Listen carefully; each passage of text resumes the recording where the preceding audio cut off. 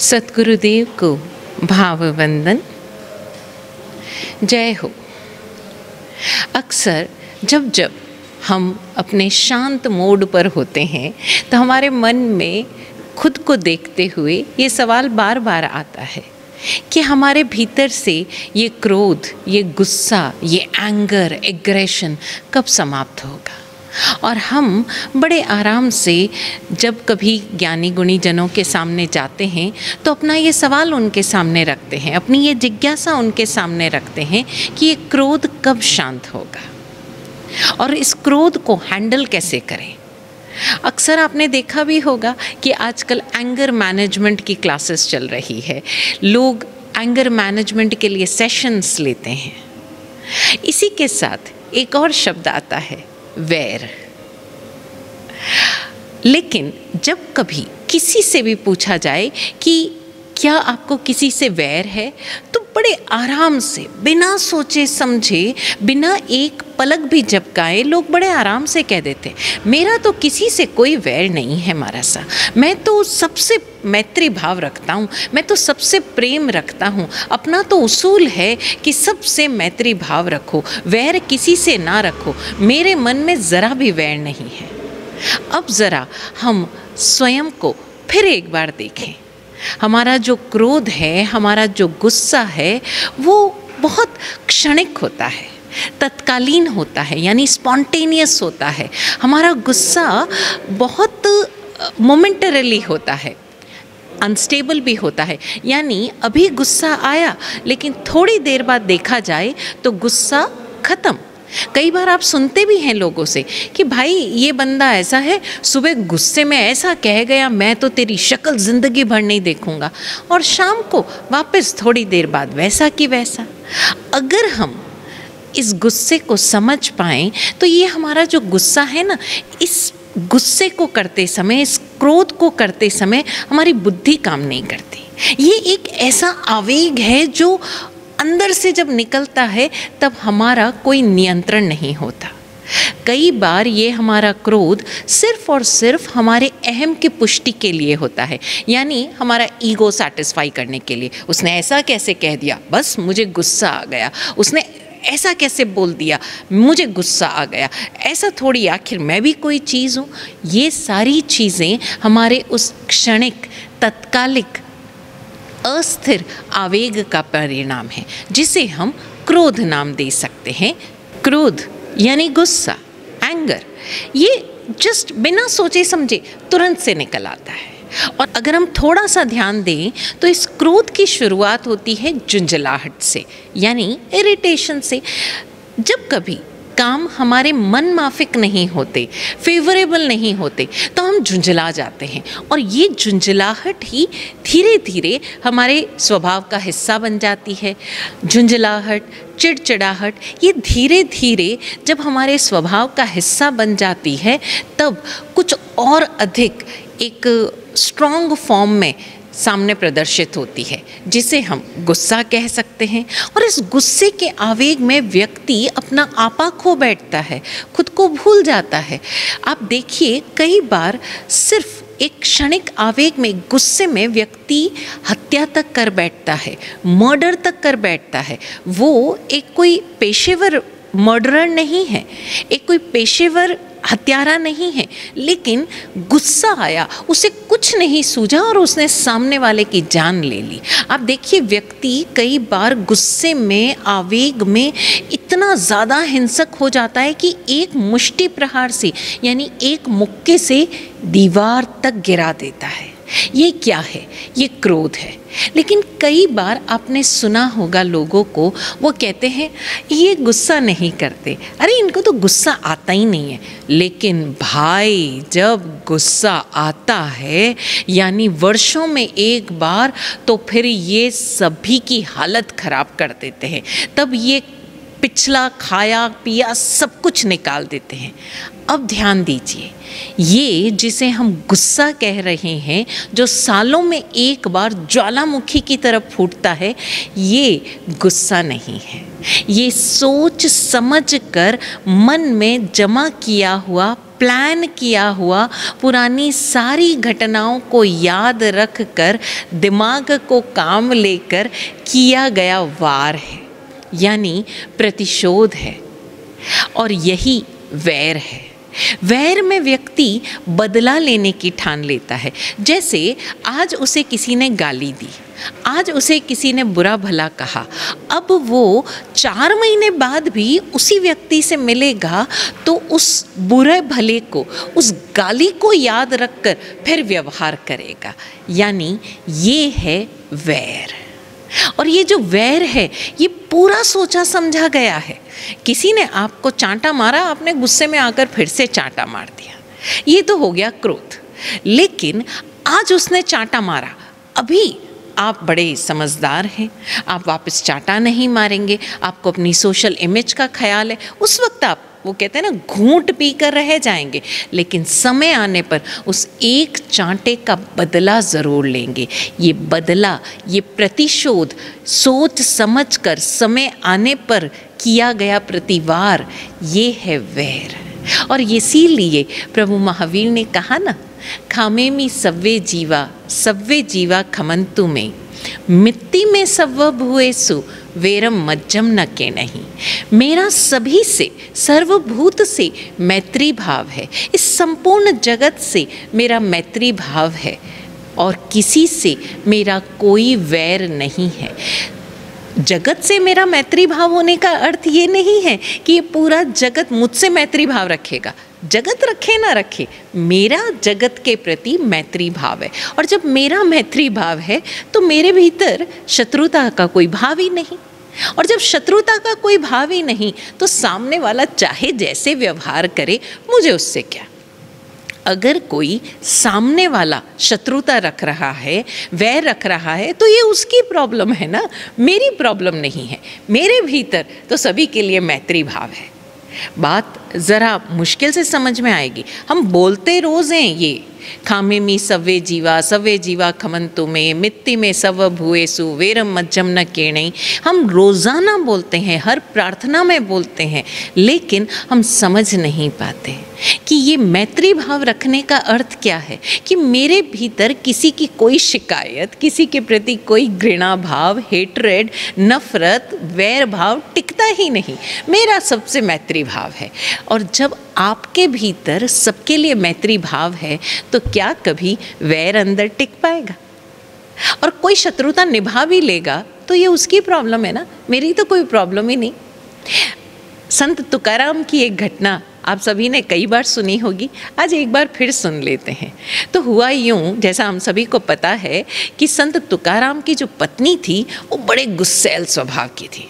तो एक बार उन्होंने संत तुकाराम से कहा कि जाओ, दिन भर घर में बैठे रहते हो, खेतों में जाकर कुछ गन्ना ही तोड़ लाओ, कुछ काम धाम तो करते नहीं हो। ठीक है जी। तुकाराम जी अपनी मौज में चले, खेत में गए। और जब खेत में गए तो जितना उठा सकते थे उतने गन्ने तोड़ के उस डंठल को अपने कंधे पे डाल के गाते गुनगुनाते हुए अपनी मौज में अपने घर की ओर आ रहे थे। अब रास्ते में बच्चे मिल गए और हर कोई तुकाराम एक दे दो ना, एक दे दो ना। बच्चे बूढ़े उनसे मांगते गए और वो सबको एक एक एक एक देते रहे। उन्होंने अपने कंधे पर जो वो पूरा गट्ठर बनाया था, घर पहुंचते पहुंचते बचा सिर्फ एक गन्ना। अब आप सोच सकते हो, एक तो बीवी वैसे ही गुस्सैल स्वभाव की, और फिर पता चले कि पति को गन्ने का गट्ठर लाने के लिए भेजा और लेकर क्या आया, एक गन्ना। तो घर जैसे ही वो अंदर घुसे, तुकाराम जी उस एक गन्ने को देखकर बीवी ने वो गन्ना उनके हाथ से लिया और दे दनादन उनकी पिटाई शुरू कर दी। इतना पीटा होगा तुकाराम जी को कि वो गन्ना 2 टुकड़े हो गया। तुकाराम जी उस गन्ने को देखकर बोले, वाह ये बढ़िया किया तूने, अब मुझे इसको तोड़ना नहीं पड़ेगा, ले ये तू खा, ये मैं खाता हूँ। सिंपल। गुस्सा आया बीवी का, निकल गया, लेकिन उस गुस्से को सहन कर लिया तुकाराम जी ने। उन्होंने अपने भीतर कोई वैर भाव नहीं आने दिया कि मेरी पत्नी ने मुझे पीट कैसे दिया, मैं गन्ना लेकर आया, रास्ते में क्या हो गया, कोई एक्सक्यूजेस नहीं, कोई सफाई नहीं, क्योंकि उनके भीतर सबके लिए प्रेम भाव है, सभी के लिए मैत्री भाव है। तो चाहे सामने वाला कितना भी गुस्सा करे, उन्हें फ़र्क नहीं पड़ने वाला। अगर हम इस तरह से जीना शुरू कर दें, ज़िंदगी कितनी मज़ेदार हो जाए। अगर सामने वाला गुस्सा भी कर रहा है तो उसे मैत्री भाव रखने वाला व्यक्ति एक मरीज़ की तरह देखेगा। क्या करूं, उसकी ना बड़ी प्रॉब्लम है, उसको ना बहुत गुस्सा आता है। और ऐसी बात नहीं है कि आज के समय में ऐसे लोग नहीं मिलते, मिलते हैं। देखिए, 2 छोटी छोटी घटनाएं आपके साथ शेयर करूंगी। तो हुआ यूं कि एक घर जहां सटे सटे होते हैं ना, टाउन्स होते हैं, महानगरों में तो फ्लैट सिस्टम्स है, लेकिन जहाँ टाउन्स है, जहाँ बंगलोज़ हैं, वहाँ एक दूसरे से सटे हुए घर होते हैं। तो जो एक पड़ोसन थी, वो रोज़ क्या करती थी कि उसके जो अपनी पड़ोसन के घर के सामने रोज़ाना अपने कचरे का डिब्बा खाली कराती थी। अब जिसके घर के सामने कचरे का डिब्बा खाली कराती थी, वो कभी कुछ नहीं बोलती थी। वो बड़े आराम से जब सुबह और शाम 2 समय सफाई करती थी, अपने टाइम से, अपनी मौज में, तो सारे कचरे के साथ उस कचरे को भी उठा लेती और जाकर उस नगर पालिका के डस्टबिन में डाल आती थी। अब जो चौकीदार था उस कॉलोनी का, वो रोज़ देखता, वो बोलता, यार ये मैडम बड़ी अजीब है, ये रोज़ इसके घर के सामने कचरा डालती है, लेकिन ये दूसरी वाली मैडम बड़े आराम से झाड़ू निकालती है, चिल्लाती भी नहीं, गुस्सा भी नहीं करती। कौन है मेरे घर के सामने कचरा डाल देता है, लोग समझते क्या हैं। कोई भाषणबाजी नहीं, कोई चिल्पो नहीं, बस चुपचाप आती है, कचरा उठाती है और जाकर नगर पालिका के उस डस्टबिन में डाल आती है। उससे रहा नहीं गया, क्योंकि चौकीदार को पता था कि उसके घर के सामने कचरा कौन डाल रहा है। उसे पता था कि कौन लेडी है जो उसके घर के सामने कचरा डाल जाती है। उसके अंदर बड़ी हलचल मच गई। वो गया, बोला, मैडम जी एक बात बोलूं, आपको पता है आपके घर के सामने कौन कचरा डालता है? तो बोले, उससे क्या होगा? तो बोले, नहीं, आपको रोज़ाना सफाई करनी पड़ती है। तो वो बोली, मैं तो वैसे भी अपने घर की सफाई करती हूँ, कचरा 1 बकेट जितना हो या 2 बकेट जितना, उससे क्या फ़र्क पड़ता है? तो बोले, नहीं मैडम जी, आपको परेशानी होती है। उसने मुस्कुराते हुए कहा, भैया परेशानी मेरी नहीं है, मैं तो एक की जगह 2 बकेट कचरा उठा के डाल के आ जाती हूँ, मुझे क्या परेशानी? परेशानी उसकी है जो ये कचरा डाल के जाता है।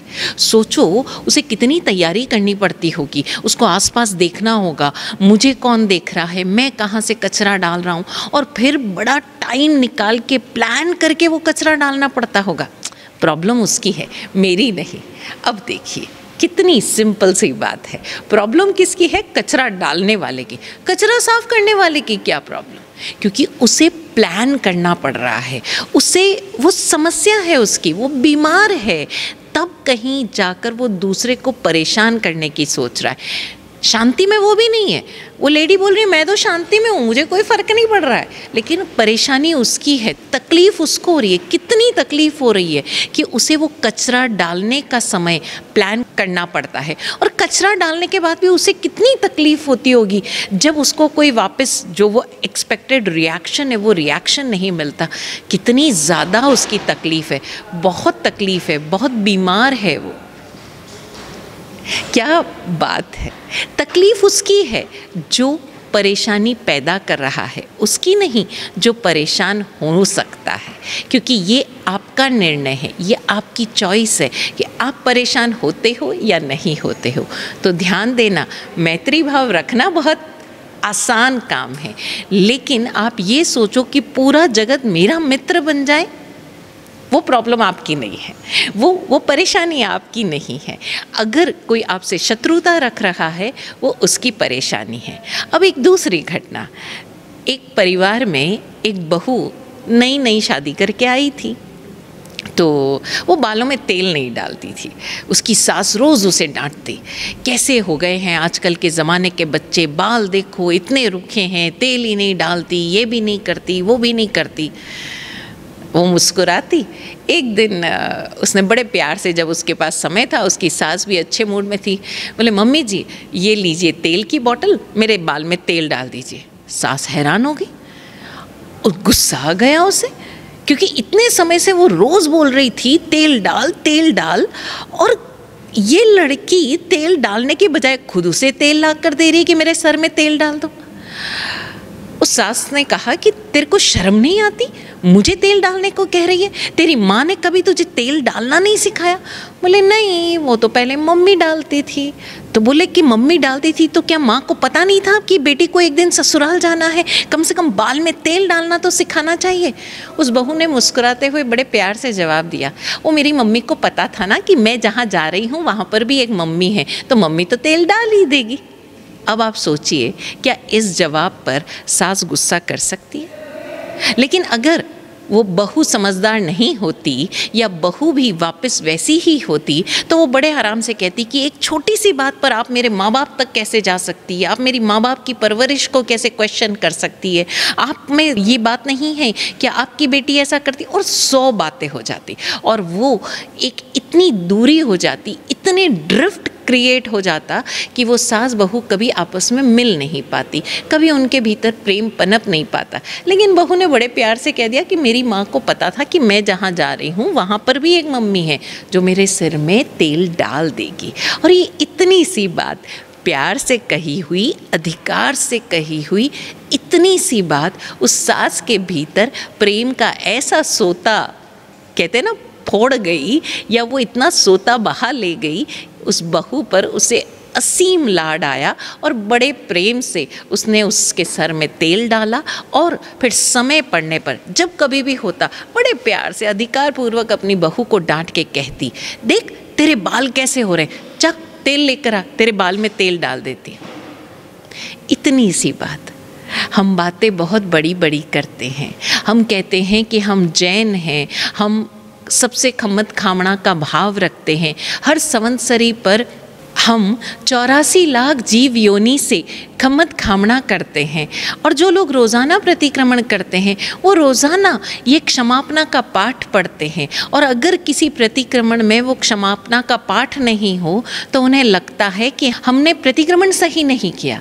लेकिन ज़रा हम ध्यान दें कि क्या हम वाकई अपने भीतर से उस वैर भाव को पूरी तरह से तिरोहित कर पाएँ, उस वैर भाव को हमेशा हमेशा के लिए हमारे भीतर से निकाल पाए हैं?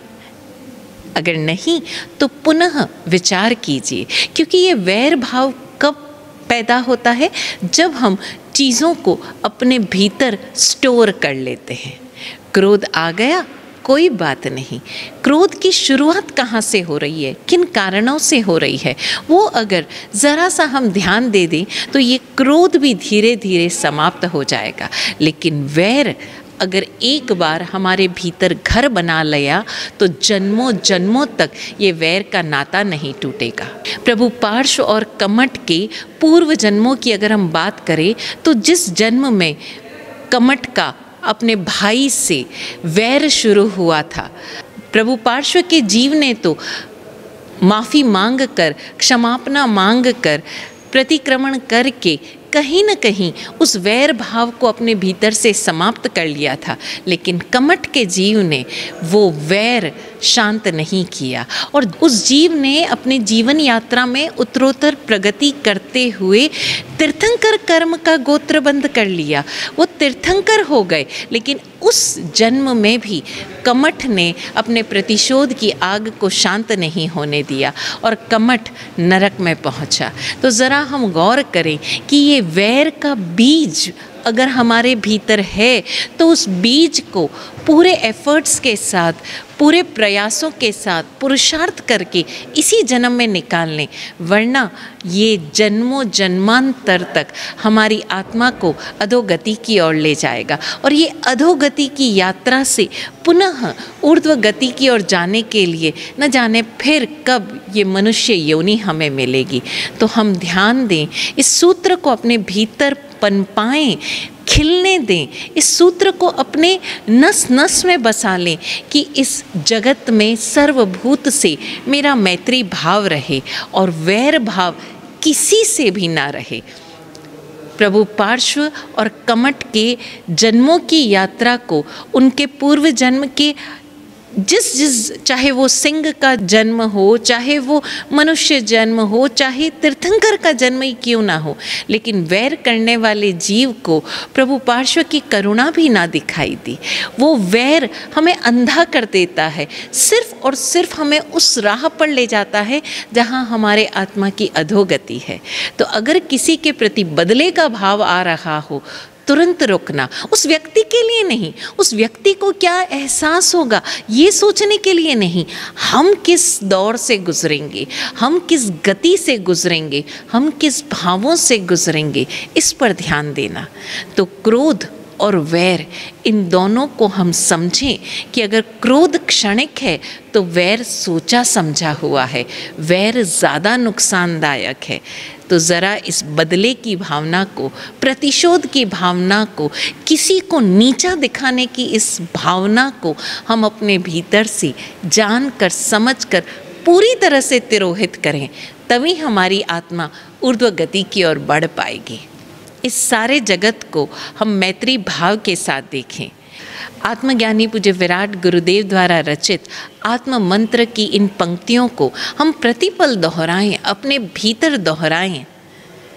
प्रभु मैं करूं सबको सहन, सब जीव भी मुझको सहें, ये लोक के सब भूत गण कण वैर ना कोई लहे, यूं हो नहीं पीड़ा किसी को, शांत चित्त सब ही रहे, दृष्टा बने साक्षी तथा मस्त जागृति में रहें।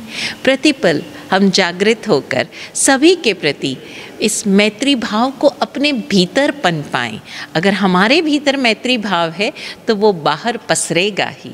सद्गुरुदेव की कृपा से ऐसा ही हो। ओम शांति।